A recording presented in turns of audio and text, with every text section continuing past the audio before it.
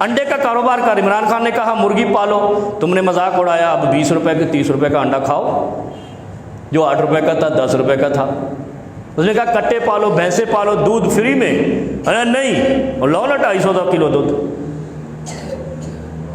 قرآن کہتا ہے نا لَئِن شَكَرْتُمْ لَأَزِيدَنَّكُمْ وَلَئِن كَفَرْتُمْ إِنَّ عَذَابِي لَشَدِيدٌ۔ پاکستانیوں کے لیے قرآن اترا ہے کیونکہ رب کو پتہ تھا میں نے ایسے ایسے نمونے یہاں پیدا کیے۔ اللہ کہتا ہے شکر کرو گے بڑھا دوں گا، نا شکری کرو گے پکڑ لوں گا گھٹا دوں گا۔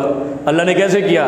اس نے کہا دودھ فری ملے گا، بکریاں پالو، بھینسیں پالو، مرغیاں پالو، اور یہی دیہات کی خوراک ہے۔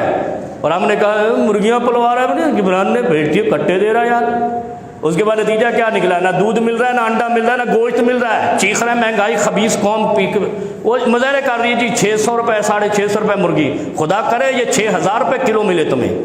کہا تھا نا تمہارے پرائم منسٹر عمران خان نے مرغیاں گھر میں پالو، پال سکتے ہو، اذانیں بھی دیں گی، فرشتوں کی خبر بھی دیں گی، نہیں ہم نے پالنی، چلو چوسو پھر پکڑو۔ اب مرغی بھی ہاتھ سے گئی، انڈا بھی ہاتھ سے گیا، گوشت بھی ہاتھ سے گیا۔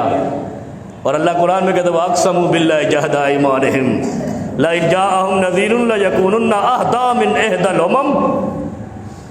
یقین کرو میں قرآن جب پڑھتا ہوں نا تو مجھے بھی حیرت ہوتی ہے کہ یار یہ ہمارا جو پرائم منسٹر آیا تھا 75 سال بعد، اس نے قرآن کی تفسیر تو نہیں پڑھ لی کہیں؟ کیونکہ پہلے تو سارے جاہلین مطلق آتے رہے نا، جو کہتے تھے زندہ ہے بھٹو، زندہ ہے، آج بھی زندہ ہے، مر گئی سندھی عوام ساری، زندہ بھٹو، جی بھٹو کہتے ہیں نا۔ میں حیران ہوتا ہوں کبھی کبھی کہ یہ ایسی تفسیر بیان کرتا ہے، اگر ہم جا کر ریسرچ کریں تو ہمارے رونگٹے کھڑے ہو جاتے ہیں۔ اور اللہ نے یہ چیزیں اتاری تھی عرب میں رسول اللہ صلی اللہ علیہ وسلم پر، تبھی تو اس کو آئی نالج میں۔ اللہ نے اس وقت کہا اقسم قسمیں اٹھائیں گے عمران خان جھوٹا ہے، تو باقی تو سارے کعبے دے امام بٹھائے نے تسی، اور جھوٹ کرتے، یعنی اتنا انہوں نے جھوٹ کی رٹ لگائی رکھی، پوری دنیا میں اس پر ایک بھی جھوٹ ثابت نہیں کر سکے۔ وہ گھڑی والے بھی بھاگ گئے، اور رات کو بھی کوئی بھاگ گئے، سب بھاگ گئے۔ اس کا مطلب ہے سچ کو آنچ نہیں ہے، یہ ماننا پڑے گا۔ عمران خان میرا رشتہ دار نہیں ہے، نہ میرے علاقے کا ہے۔ وہ کوئی سچے کی تعریف کرو تاکہ رزق خدا بڑھائے، شکر کرو تاکہ رزق خدا بڑھائے۔ جو قوم شکر نہیں کرتا اللہ ان کو بھوک اور افلاس سے مار دیتا ہے۔ اور تم نے عمران خان کی ناشکری کی ہے، وہ کہتا تھا گھروں میں رزق کی اجناس کی پیداوار کرو، تم نے انکار کیا، مذاق کیا، خدا نے تمہارے ہاتھ سے آٹا بھی گم کر دیا۔ جو پاکستان دنیا کا چھٹا بڑا ملک گندم پیدا کرنے والا ہے، اس آٹے سے تم محروم ہو گئے۔ ایسے بھیڑ بکریوں کی طرح میں نے دیکھا ٹرکوں کے پیچھے بھاگ رہے ہیں۔ مذاق اڑایا تھا نا عمران خان کی باتوں کا، مرغی کے انڈے کے لیے روز مظاہرے کر رہے ہو، گوشت کے لیے کر رہے ہو، دودھ کے لیے کر رہے ہو۔ وہ پاگل نہیں تھا، اس نے ریسرچ کی تھی، قرآن پہ بھی ریسرچ کی تھی، انسانیت پہ بھی ریسرچ کی تھی۔ پھر اس کی زندگی کو دیکھو، ساری زندگی وہ اس قوم سے مخلص رہا، کرکٹ جیت کر دیتا رہا۔ اس کو کیا فائدہ ملا تمہارے لیے کرکٹ کا ورلڈ کپ لینے کا؟ تمہارے لیے جیتا نا۔ اس کا مطلب ہے اس کو قوم سے ہمدردی ہے، پاکستان سے محبت ہے، وہ اس کی شان چاہتا ہے، آن چاہتا تھا۔ نہیں سانو یہ تو مال لٹن والے چاہیے نے، کپ جتن والے نہیں چاہیے۔ وَأَقْسَمُوا بِاللَّهِ جَهْدَ أَيْمَانِهِمْ۔ مجھے لوگ کہتے ہیں آپ عمران خان کے وہ بڑے تعریف کرتے ہو، بھائی میں تو تعریف خدا کی بھی کرتا ہوں، رسول اللہ کی بھی کرتا ہوں، اصحاب رسول اللہ کی بھی کرتا ہوں، پاکستانیوں کی بھی کرتا ہوں جو سچ کا ساتھ دیتے ہیں۔ اللہ نے کیا کہا؟ وَأَقْسَمُوا بِاللَّهِ جَهْدَ أَيْمَانِهِمْ۔ وہ قسمیں اٹھاتے تھے، کون؟ جو رسول اللہ سے پہلے لوگ تھے نا، وہ قسمیں اٹھاتے تھے، اللہ اگر تیری طرف سے کوئی سچ بتانے والا آ گیا، لا یکونن اہدیٰ من احدی الامم، ہم سب سے پہلے سر تسلیم خم کریں گے۔ کوئی سچا آ گیا ہم سب سے پہلے مانیں گے، کوئی ہمیں ڈرانے والا آ گیا ہم سب سے پہلے مانیں گے۔ اگر تو نے کوئی ہماری اصلاح والا بندہ بھیجا، ہم سب سے پہلے اہدیٰ من احدی الامم، ان امتوں کی طرف طرح نہیں کریں گے بلکہ ان سے پہلے مانیں گے، ان کی طرح ہم نہیں کریں گے، کہا انہوں نے۔ اور جب آ گیا ڈرانے والا، جب آ گیا فلما جاءہم نذیر، جب نذیر بشیر سراج منیر آیا، پھر ہماری طرح کے ہو گئے الوی صاحب، پھر ہماری طرح کے ہو گئے۔ فلما جاءہم نذیر، انہوں نے مانگا تھا یہ عرب والے، کیوں مانگا تھا پتہ ہے آپ کو؟ عرب والوں نے کیوں مانگا تھا اللہ سے کہ اگر تو کوئی بندہ بھیج دے جو سانو انسان بنا دے تو ہم مانیں گے؟ کیوں مانگا تھا؟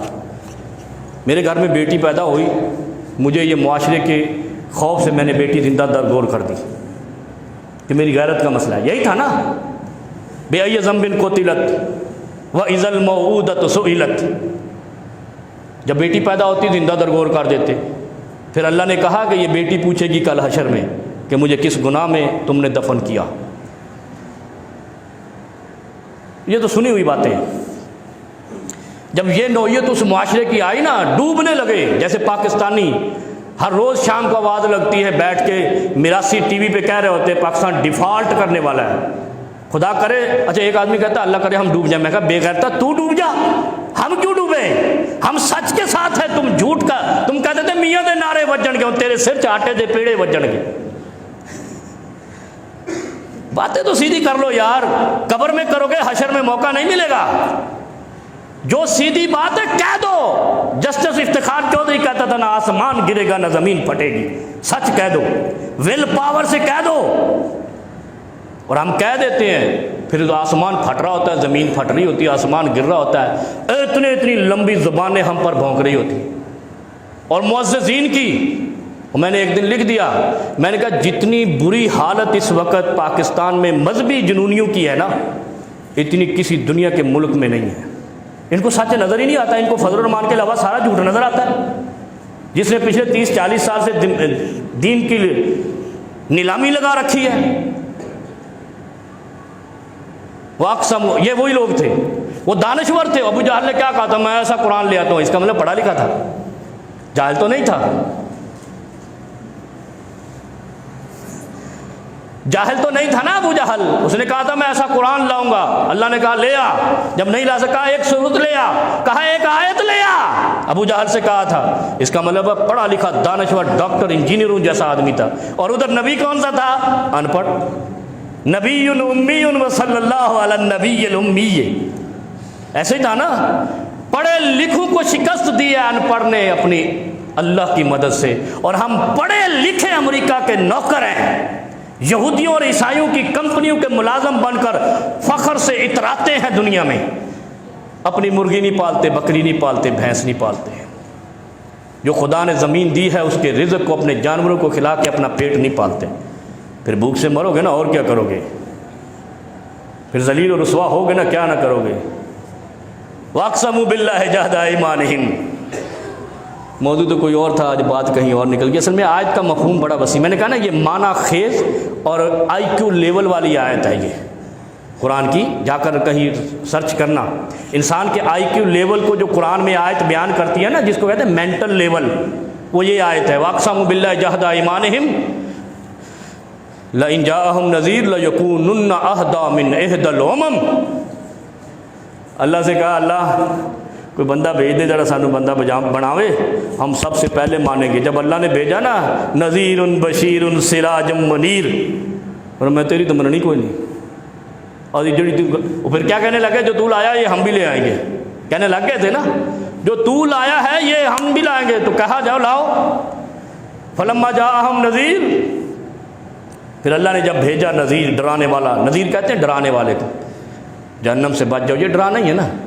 یہ تو نہیں کہا کہ جا کے چوک پہ ایکسیڈنٹ نہیں کرنا، کہا اللہ سے ڈر جاؤ، اللہ سے ڈر جاؤ، جہنم سے ڈر جاؤ، آگ سے ڈر جاؤ، اور ان چیزوں سے ڈر جاؤ جس کی وجہ سے میں نے پہلی امتیں برباد کر دی۔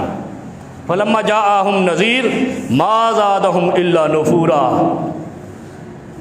جب آیا نا ڈرانے والا محمد رسول اللہ صلی اللہ علیہ وسلم، بدماشی کرنے لگ گیا۔ زادہم الا نفورا کہتے ہیں بغاوت پہ آ گئے، زیادتی پہ آ گئے، ظلم پہ آ گئے۔ آئے تھے نا عرب کے کفار جو پہلے مانگتے تھے قسمیں اٹھا اٹھا کر اللہ سے